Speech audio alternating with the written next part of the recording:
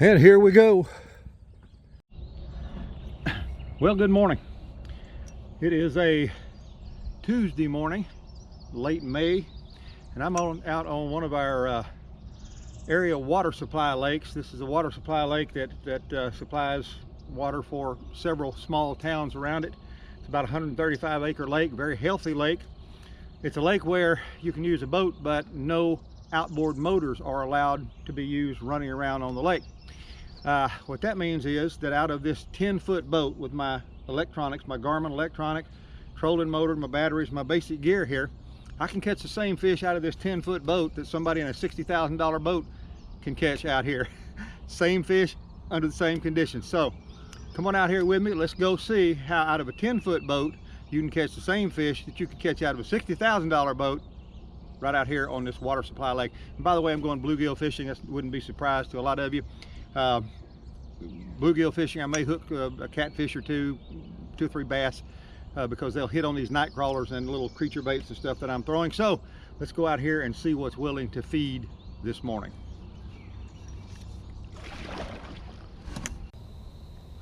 Okay, looks like we got our first bluegill on here. See how we're doing. Come on. Lovely little bluegill. Nice chunk.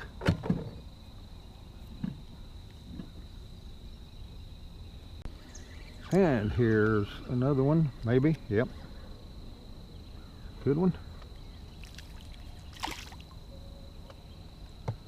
Right where they're expected.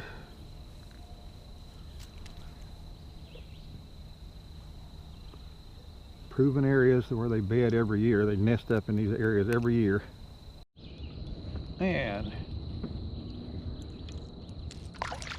another one comes up, actually goes down. Like the night crawler. I was throwing the standard little creature bait with a night crawler tipped on it, but I changed over to this rig, drop it down a little bit deeper and hold it still. And they're out there. And here's a good one, feels like.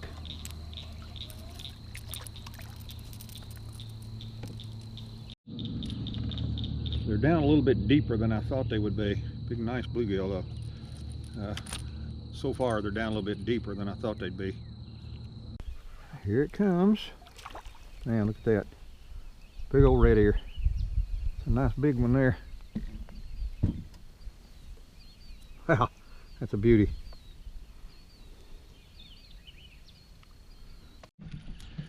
What I'm doing this morning is a little bit different than I normally do. I'm using this for a search bait. This just a little tiny split shot. I got some I think it's 8 or 10 pound braid, high vis braid, about 1.5 foot of 10-foot or 10-pound monofilament leader with a little split shot and swivel and that little creature bait. I tip that with a night crawler and I'll cast that to search. That's my primary search bait. But I've also got my slip bobber rig hooked up here because along the banks here there are quite a few fallen trees with a bunch of limbs that stick out in them, and I can't throw that thing in the middle of them. So I'll drop this right in between branches and stuff and just out from the trees and right in the same areas where I'm throwing that, where I don't want to get hung up. This just drops straight down instead of dragging it back across it. So using both of them to search this morning, and I'm finding some bluegill and red ear, and I'm glad I'm having to search a little bit more because so far I haven't found them bunched up real heavily, but this is working. Slip bobber rig and a little rubber bait tip with a night crawler to cast is what I'm working with. Red ear are coming on today. They're just really showing themselves. Bluegill fishing, the fishing today has not been fast. Some good quality fish coming out. The fish are just hanging all up in this little cove right here, and they're coming up and chasing minnows. There's some black head road runner with a white and chartreuse tail. Well, saw some bass schooling. This is on an ultralight here. I just put a road runner on here. It's on an ultralight, and I started throwing around where they're schooling here. And look what we got here. This ought to be fun. It appears there's plenty of them out here. They ask people to actually, if that's on ultralight.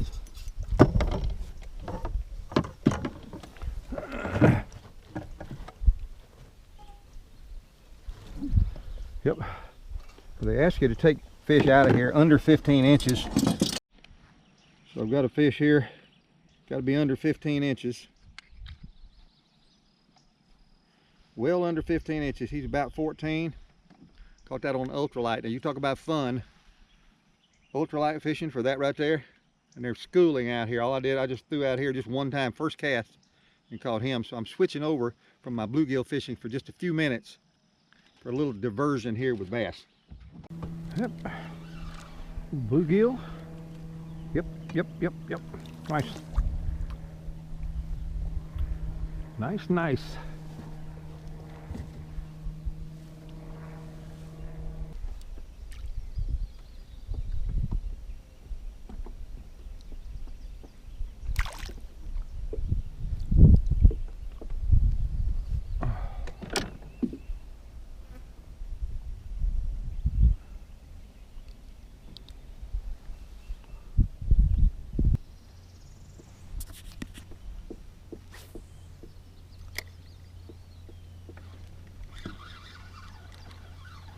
Like I've hit the spot here, maybe.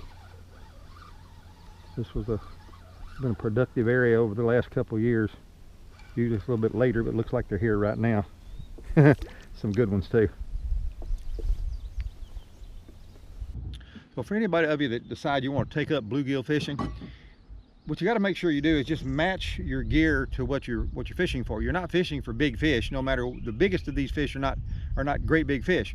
You're fishing for these saucer size fish that you know are going to be ravenous. When you find them in a spot where they're close to a nest or something, they're going to eat, and they'll bite just like that, just as fast as you can throw in after them, and just fight like crazy. And if you use rods and reels and line and so forth that match that size of that fish, you can just have a blast with them. You see my rod bend down to the water in here. These are light rods, and I have to use line here in this lake a little bit heavier than I would just to fish for bluegill, because of the tendency of catfish and bass to also bite these baits, and I don't like to get broken off constantly. But making sure, particularly with your rod, that the rod is light and wispy, and so that fish can run and you have a good fight with that fish. Matching your gear to what you're fishing for is the key to having the greatest time ever bluegill fishing. They are ravenous. They eat several things, and that they will eat dependably anywhere you throw at them, and they'll fight like crazy, and you can catch a ton of them when you find them. I've got the camera turned where you can see the cast. Watch how fast this happens.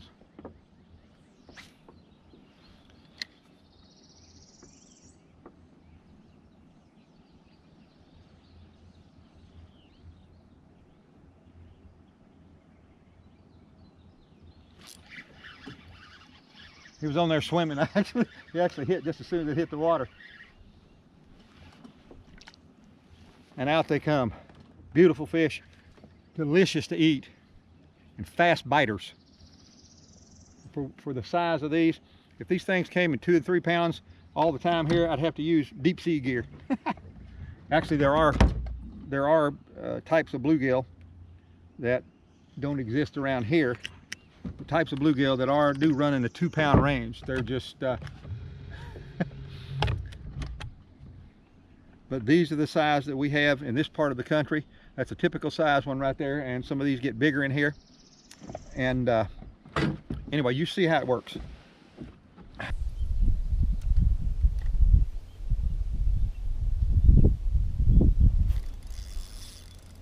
Good gracious.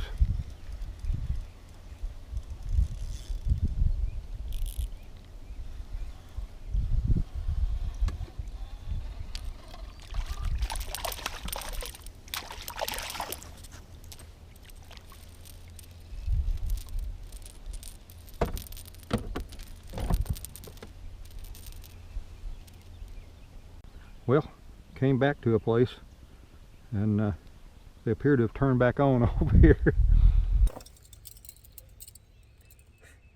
Well, it's not the biggest stringer fish I've ever held up, but the bluegill today were big and healthy. Big, thick, healthy bluegill, a couple bonus bass in there.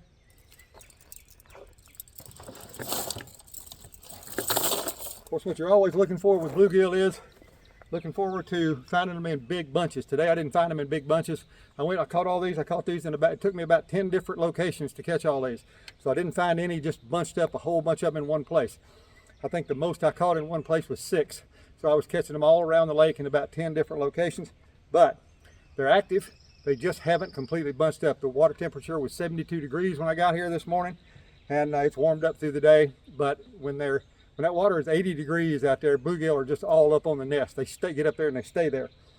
Today, they were just scattered, but they are big, healthy ones, and I'm happy with the stringer I got. That's going to make a great bunch of fillets. It's going to be great on the table. Hey, go out and get you some.